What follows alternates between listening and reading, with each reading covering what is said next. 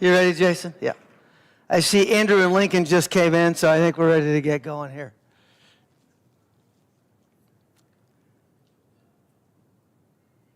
Do you have it on in the foyer too? Yeah, maybe that'll roust a few. All right. Well, hey, perfect. They can continue to enjoy breakfast. Well, good morning. We're going to change it up a little bit here today in Sunday school, and we want to talk about our building project prior to the annual meeting, which is going to be next Sunday night. So rather than try to have a annual meeting that takes forever, we wanted to get this in front of you, give you some time to chew on it, and come back ready to move forward. So that said, this will be our agenda for today. We've got an overview of the approved design. And I know most of you have probably seen it already, but everyone probably has not seen it. There's not been any changes to that approved design. We'll talk a little bit about why that is. But I want to make sure that everyone, if you haven't seen it, you have a chance to see it. And if you have seen it, you'll get a bit of a mental refresh for that. Then we'll jump into, essentially a year has passed since we've talked about this. I think it was first quarter, early second quarter is the last time we got together. So let's do a refresh. A year has passed by. What's happened during 2023 that positions us a little differently in 2024. Then we'll talk a little bit about what those numbers look like as it impacts our financial budget, and what the impact of that will be. Then we'll talk about a few frequently asked questions, because we're on a 45-minute time shtick here, so we won't have a lot of time for deep discussions about any single topic. And then a quick overview of next steps. So that's the agenda for today. Let's jump right into it. So the building committee, and let's see, we have Gina Kingshai. Who else is on there? Scott, Kelly, Grant, Nick was a late ad, wherever he is. Did I say Gina? Yeah. And me. So we were asked to come up with a design solution and a bid package, kind of roll through, to deal with the top issues.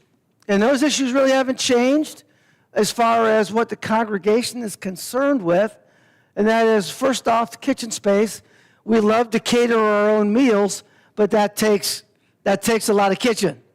When you got 200 plus people, you get into like kitchen spats, where hey, this is my space, that's your space. So number one, from the beginning all the way through the last survey, we need more kitchen space. We need more fellowship space.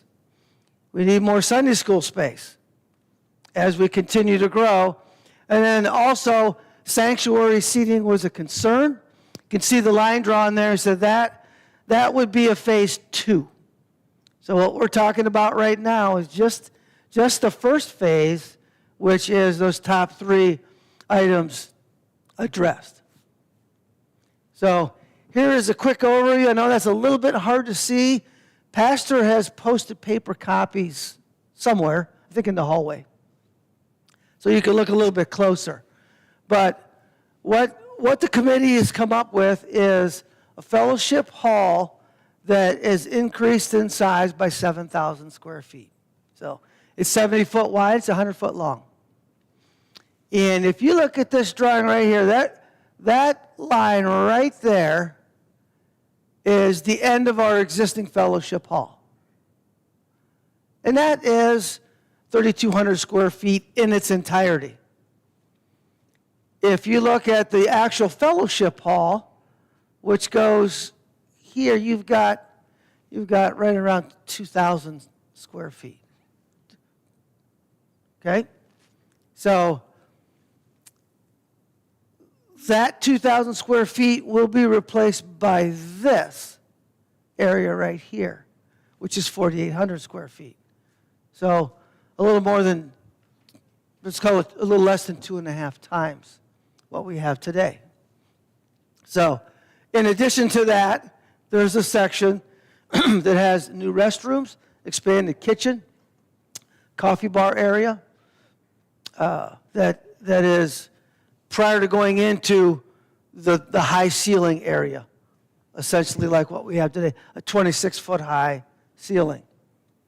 So in addition to that, we've got modifications to our existing area that adds classrooms, modifies the kitchen, utility room changes up a little bit. In addition to that, also modifications to our existing classroom area, where we have a nursery expansion included in this, as well as some changes to the classrooms on the end to give us some larger classroom space as it's needed.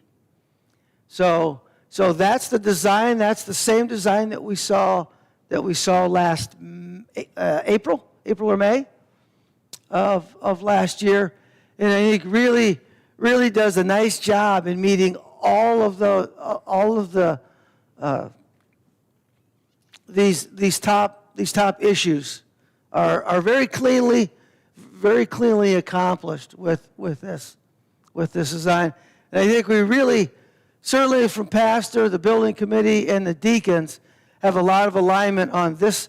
This solution here will solve the issues that are in front of us right now. And again, this is a good issue. This is a growth issue.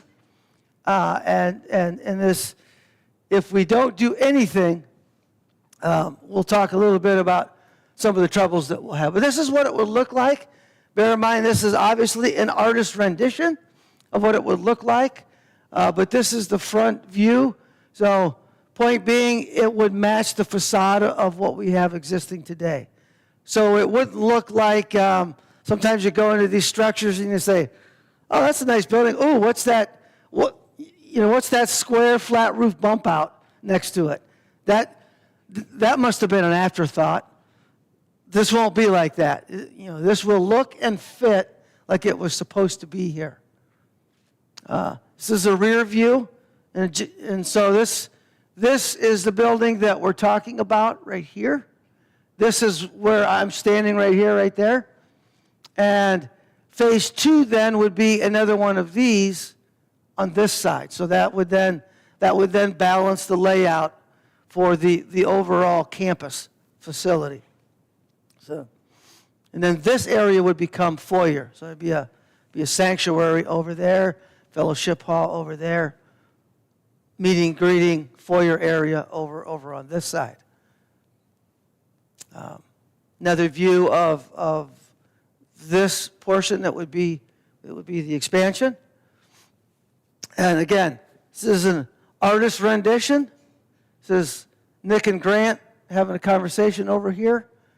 So these doors right here are the office doors in the corner in our existing area, right in there. So this would be an expanded kitchen. Those would be 3 Mambo Jumbo refrigerators. Again, it's an artist rendition. Big flat open areas. There's a pantry behind it. And then the coffee area is right here. So now we're on the back side of that. Again, this is an artist rendition. I don't know that we'd have round tables. The flooring definitely would not be the hardwood that's shown here. Because there would be an intention to really control the noise and sound in there, we would do everything that we can to make sure that we don't have a lot of echo in that space. But those are just, again, to give you a look and feel for what we're talking about moving forward. And I think I just make a pitch on trim level as well. We saw the outside. We wanted to match We want her to match the outside trim level. We want the facade to look the same. I think we would do the same with this facility, that we would not sacrifice the trim level, or we would go into something, exotic and have, Italian marble everywhere, that we would hold and maintain the nice decor and the nice trim level that we have worked so hard to achieve today. So, all right, let's change gears now into 2024 and how that has just moved the position forward in several areas. And I want to touch on those areas that have moved forward. And this first one is really the most important. And that is, we achieved in our number that we tracked, we achieved our 4% growth rate, and last measure we took was in October. So that growth is continuing to march forward. And so if we wait too long, we're just going to get run over by that growth rate if we're not careful. So we've got fellowship hall capacity on a normal week. We're in pretty good shape. A week like today, if we have a special event, it very quickly runs us out of space. This area will hold close to 300. That area will theoretically hold 200. 185 is a better, you can pack them in at 200. 185 is really a comfortable number. So you bring in something like a men's retreat. I don't know how many we had at the men's retreat, but but we packed the house, especially when pastor's cooking steaks. We really packed the house. So special events, we really pushed that. Ruth's funeral obviously pushed it very hard. But if you track our annual growth, by 2029, that capacity problem is every week. So we're having any type of event. We're having potentially Sunday school breakfast. We're pushing the limits. Any a corn feed where we don't invite anybody, just with ourselves, we're maxing out the space. And it seems far away, but it's not that far away. 2029. Just to show you how fast the calendar moves. We started this building project. I looked last night. I pulled out my first meeting minutes. The first meeting minutes were in November of 2019. It's 2024. So 4 years is just ripped by, and another 5 years is going to go by quickly. Plus, it takes a year to build. So we're talking about another 4 years, and what we're going to see is that capacity is just going to run past us if we're not careful. And that's a worst case scenario. Then people might come here to visit and say, "Oh, there's no room for me in this place. I need to go find a church where there's room for me." We don't want to be in a position like that. So, what else has changed? Estimated build cost is about $1.5 million. That looks similar to the number last year, but we completed the roof work this year. So we pulled that money out that was included in our previous quote, and it got fed back in with inflation. And that's a hateful number, but a lot of things have increased that much. It's primarily driven not by materials, but by labor, which is probably not gonna change soon. At least in my place of work, continually struggling to get people. So you got to push that price of labor up, and that's what we saw. And the odds of that stopping are low. So that was about a $100,000 increase since May for build cost inflation. We also saw an interest rate increase. I put about 0.75% increase for interest rate. It's a little higher than that now, but talked with Doug Westra. He's very confident that rate of 3/4 is. We looked at 6.5 last year. This year we're looking at 7.25, where we feel that by the end of the year that would be a conservative number to use. So we lost some interest. So those two are the bad news. The price went up, the interest rate went up, but we have been saving. So we've continued to place $5,400 a month, which was our old mortgage rate. We continue to put that into our building fund, even though the building is paid off. So at a pace of $5,400 a month, goes into that account. That's account. I'll give some details on that later, but it's even larger than that because we've got some designated giving that has fed into there as well. And there's a general fund surplus that's not in the building fund, but our giving exceeded our expenses last year, so that there's a surplus on top of that has not been designated. So that's kind of what's happened in the last year since we've talked about this. We've continued to grow. Everything's gotten more expensive, but we're being prudent and saving on a regular basis. So what does $1.5 million look like from a payment standpoint?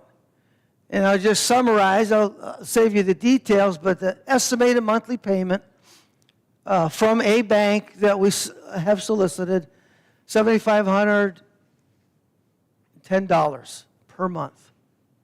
And that includes a $400,000 down payment. That's that building fund. Plus, there have been some promised designated funds. So that adds up to $400,000 on a down payment. It's done a little different on a building loan, but let's just call it a down payment. So that leaves us $1.1 million loan on 7.25 interest rate, and that's amortized over 30 years with a 5-year balloon, which is really the best you're going to do on a business loan. This is not a house. You can't get a house loan on a church. You get a business loan model on a church, and that's how they work. And this is actually, probably a little more forgiving than some on that 30-year amortization. So there are ways to reduce that. I won't get into that right now. We can maybe talk about that at a later date, but on a conservative number, we'd have a payment of $7,510. So I want everyone to brace themselves because we're going to the financial page here. Is everybody ready? Raise your hand if you're not ready. Okay. Here it is. Now, I want to set it up first. On the left, this is monthly.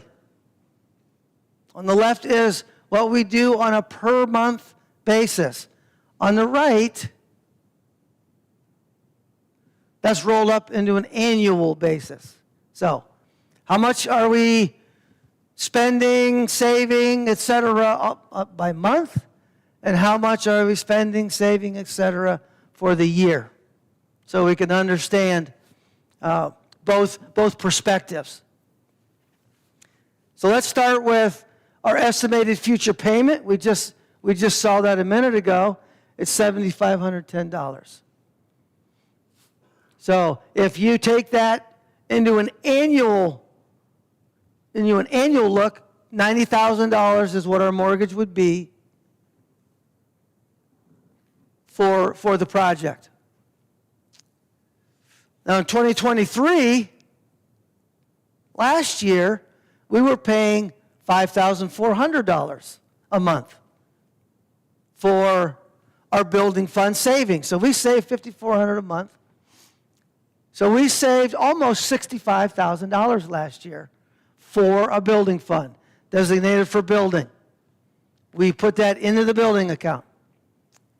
So if you net out the difference, so you say if we are going to do this project, it's going to cost us an extra $2,110 a month.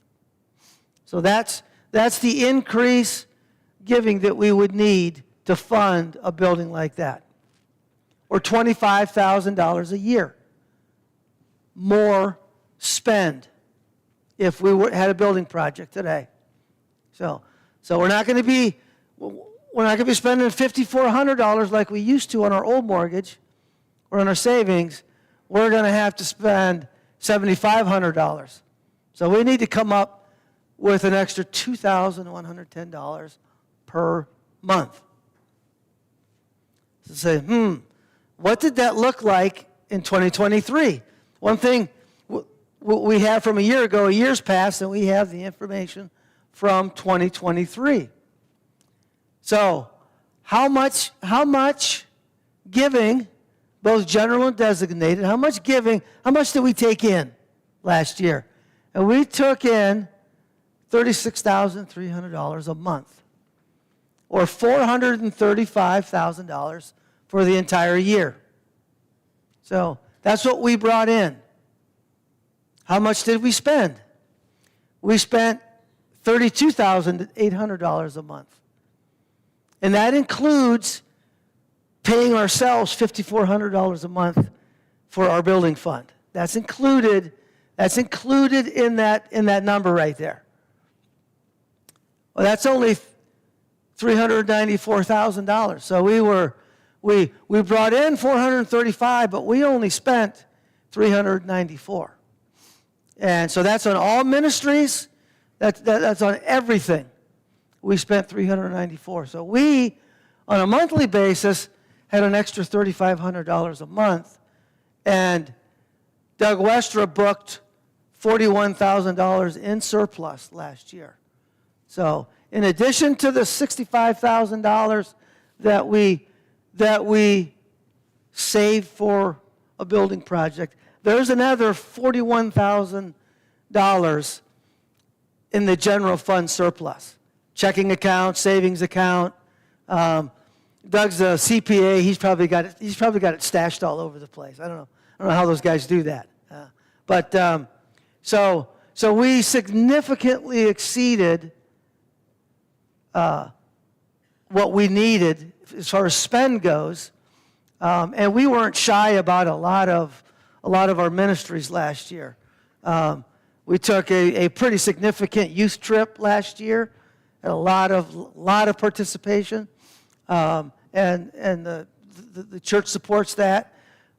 We took on additional missionaries. Our missionaries got their annual increase. I don't know how many missionaries we currently support. There were a number of one-off designated South Africa missions type activity that took place. So this wasn't the years like, oh, we're trying to keep money in our pocket and save it. We were doing full on ministry activities, and we were still $41,000 to the good. And so if you take what we will need in the future, we'll need an extra $25,000 a year to support the building project above what we're currently spending for building needs. We had an extra $41,000 in 2023. Even if we take out the extra spend for the building, we would still have almost a $16,000 surplus. If I were to sum that up, simply say if our giving doesn't change, we'll continue to have a $16,000 a year surplus year after year, if our giving doesn't change. And by the way, our giving has tracked in a similar fashion, even more aggressive than our attendance growth. So, but if you just kept it flat, and you said, hey, we're going to keep giving. It's not going to, it's not going to go up anymore. Now it'd be nice to chip away even faster, take some of that surplus, maybe move it forward into that mortgage like we did aggressively on our previous. But we would have excess of $15,000 year after year. So that's a quick financial summary of we're in a position to support that mortgage rate at today's rate of giving. So no reason to be think that we would be in a position. And I've been house poor before. House poor is where you're everything you have goes into the house and you don't have a nickel left afterwards. And I think I've only 6 or 7 houses. And along the way there, I learned that don't do that. Don't do that, or life will be hard like every week.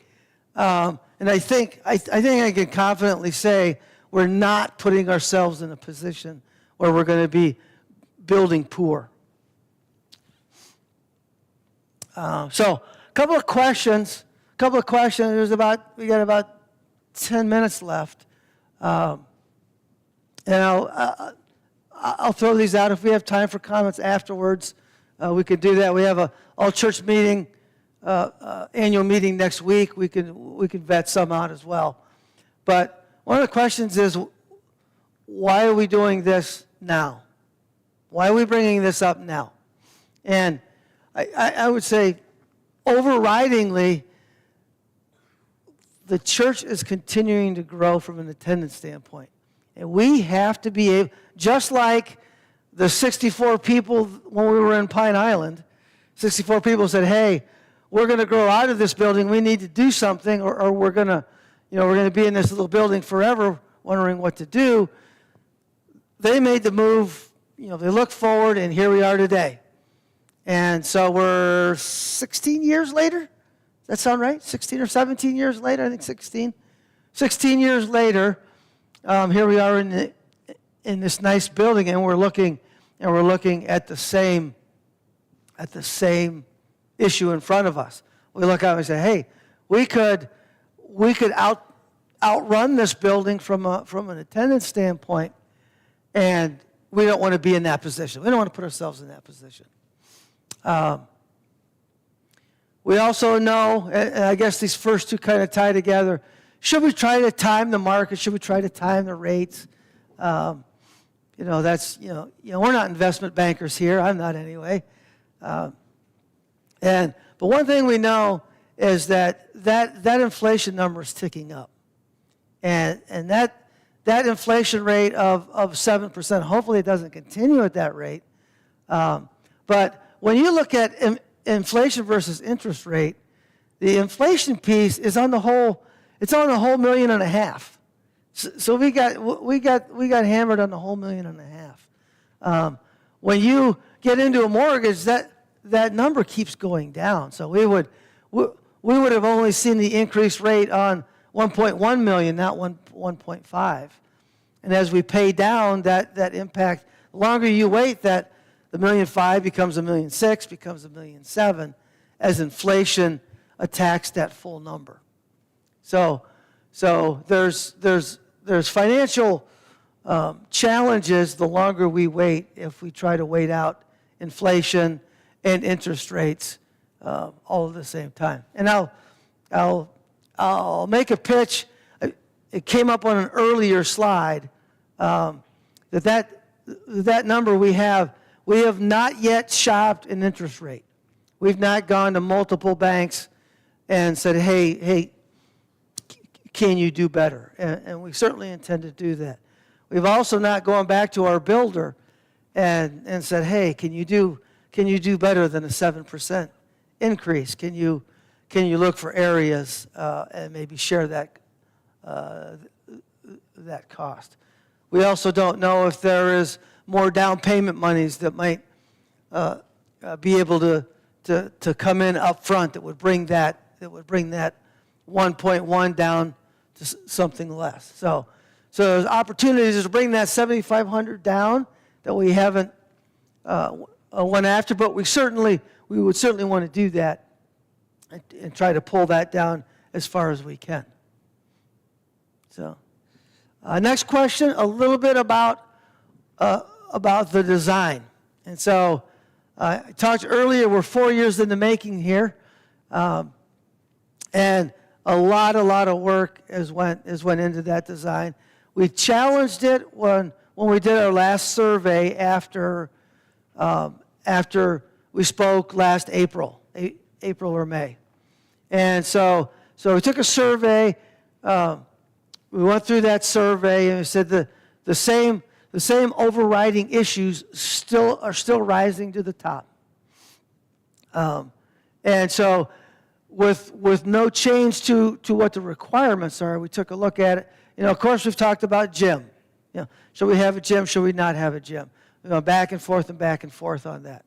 And again, survey comes up. It's certainly not a priority. And there's, for every one proponent of a gym, there's two that say, oh, that would be the worst thing in the world.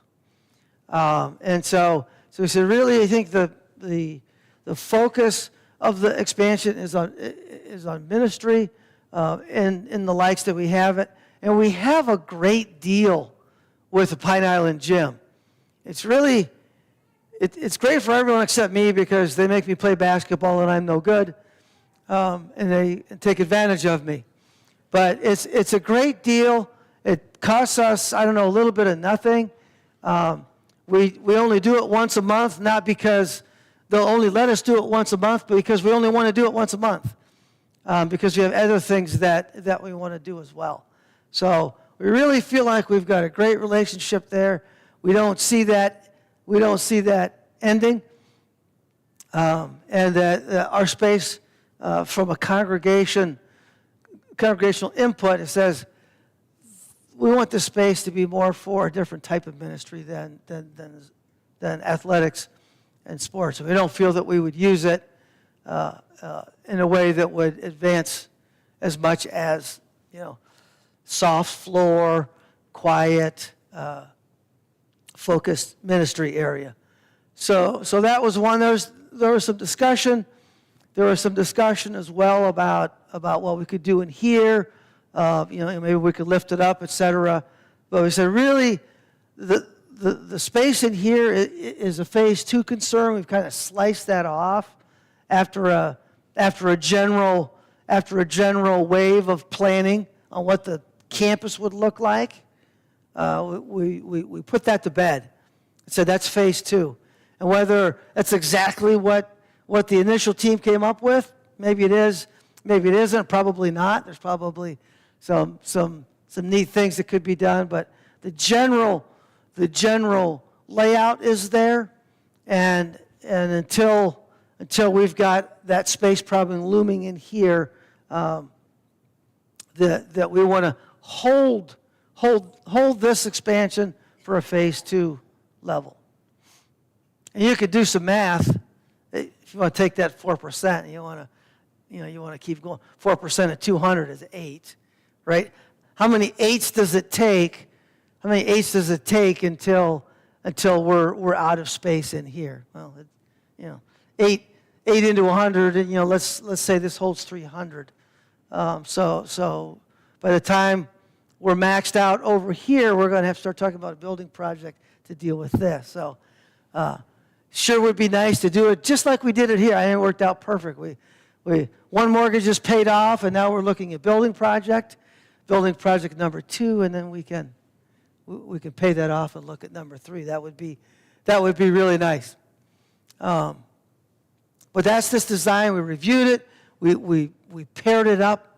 We paired it up again with the survey. The survey, and we said, this is going to meet the aggregate needs of the congregation. Will our other ministries be compromised? Are we going to have to throttle things down so we can pay for a building? And I think we've already talked about that. That is absolutely not the intention. I have no expectation of doing that in any fashion. And based on the financials, there's no need to do that. There's no need to do that. And there's continues to be opportunities to grow in ministry with the funds that we have available to us today, with a building expansion underway. So those were kind of the big questions that came out of our previous meetings. That were several. And so where does that bring us to? Where do we go? What's to be done next? So we have a full annual business meeting a week from tonight. Maybe the 28th at our evening service. And during that meeting, you'll see the full 2023 budget and how it all rung out, where everything went. I think that might be helpful for you to understand where we're at. And expect at that meeting a motion for the project that we just discussed. The layout, the financing, et cetera. Expect that motion to take place from the building committee, at which time we'll be voting. And this would be a normal church constitution vote where it's a majority wins vote. And with the expectation of making some provisions if people can't be here, there'll be some absenteeism type voting opportunities. If you know you're not going to be here, we want to accommodate as many church members voting as possible. And that is everything that I have. We have about 2 minutes left according to that clock. Do we want to take a question? We'll take one right there.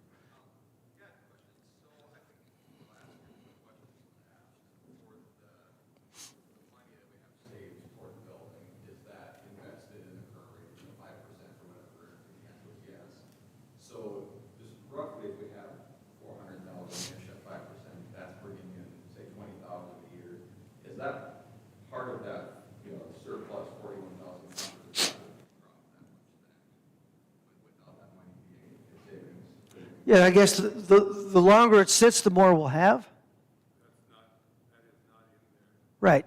Because that hasn't matured yet. It's a CD. It's a CD. So, yeah. Those are just giving numbers, not any other accounts coming in. That's what we gave, not any earnings. But yeah, I don't know what that rate is, but yeah, it'll be a decent amount of money.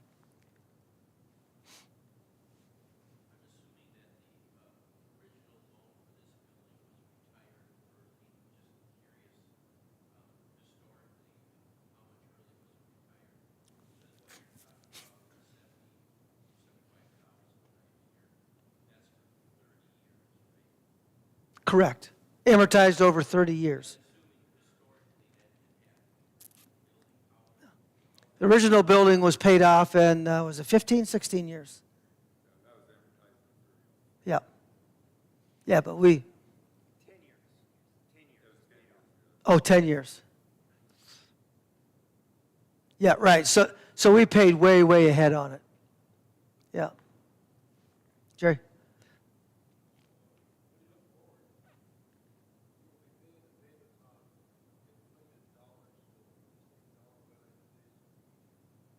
Correct. Yep. Yeah, as the calendar moves forward, it tends to theoretically make things easier, assuming wages go up accordingly with inflation, which is always nice.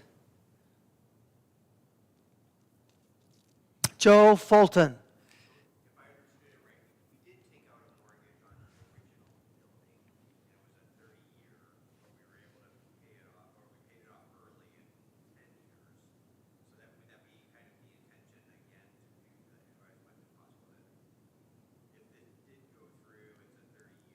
Right. That'd be up to the deacons and the treasurer, but based on our past history, that's what we did. Yeah, that's what we did in the past. Our mortgage was nowhere near 5,400 when we started. That climbed.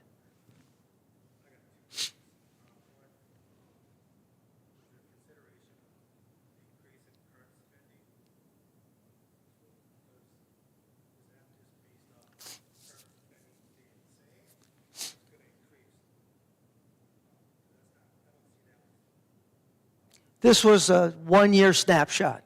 That was just 2023. Yeah.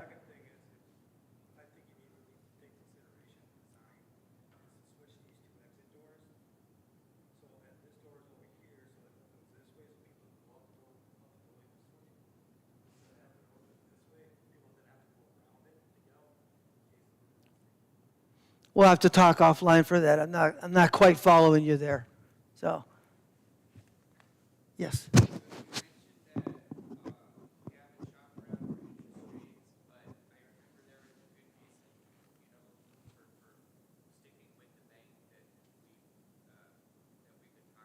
Right.